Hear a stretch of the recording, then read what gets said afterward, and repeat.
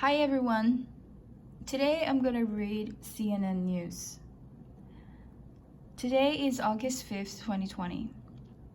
Trump's demand that the US get a cut of TikTok's sale could set a dangerous precedent. San Francisco CNN Business.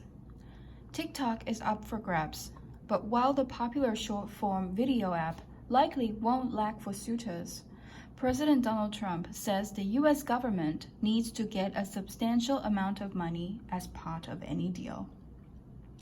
It's a demand that experts say is far outside the norm at best, and if it were to be met, could set a dangerous precedent.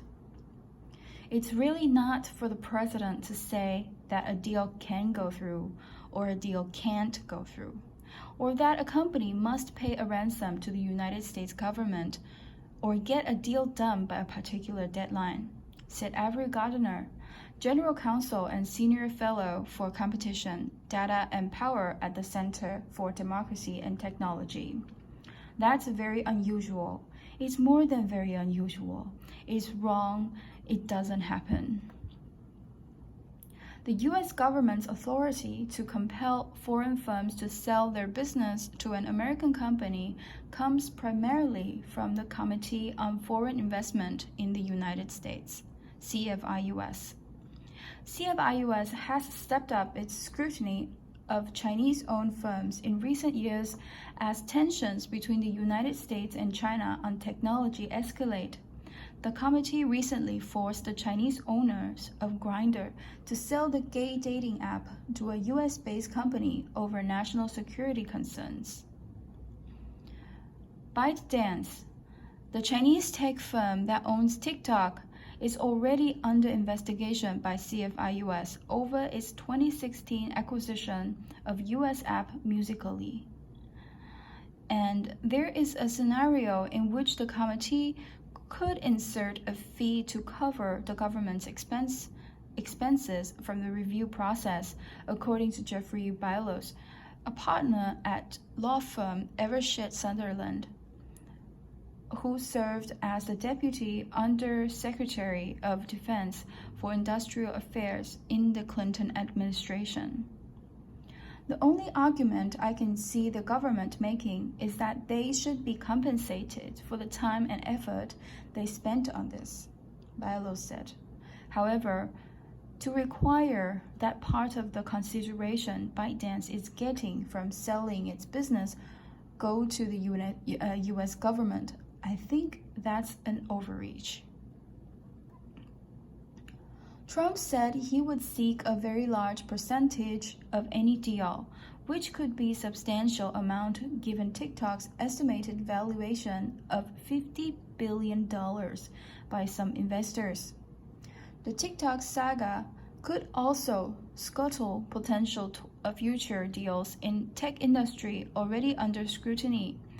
The recent events around TikTok will change the way we look at companies that are based in China or have interest in expanding to China, which is often one of the most interesting markets to expand into from the US, said Mike Jones, co-founder and managing partner at Science Inc., a Los Angeles-based incubator and tech studio that's backed companies such as Dollar Shave Club and Bird. The recent developments give us pause and change the way we think about company growth and development when the government could block them from crossing into markets, Jones added. Gardner points to the growing pressure on tech companies that have any links to China, citing the Trump administration's year-long campaign against Huawei as an example.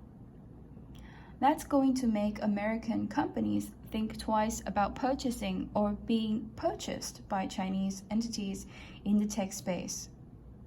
She said, I think that does have a chilling effect on the merger landscape. Ultimately, though, Bailos says if all the parties involved in the deal agree to cut the government in, there is not much anyone can do about it. Microsoft, seen as the front-runner so far to purchase TikTok, and it would be open to providing proper economic benefits to the United States, including the United States Treasury. If they agree to that as one of the conditions, it's hard for anyone to challenge it, Bilo said. I'm not sure anybody could oppose it readily if the party involved here agrees to it.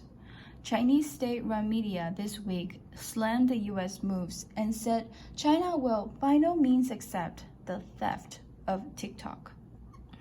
It's a slippery slope with the potential to fundamentally change how business is done in the United States. I suppose it's possible that any company could voluntarily write a check to the U.S. Treasury, but making that a de facto requirement for mergers in the United States would be incredibly dangerous, said Gardner. To condition deals on requiring a payment to the government would be a drastic change, and in my mind, it would be a terrible mistake. That is the end of the news. Thank you for your attention. I hope to see you in my next video. Bye-bye.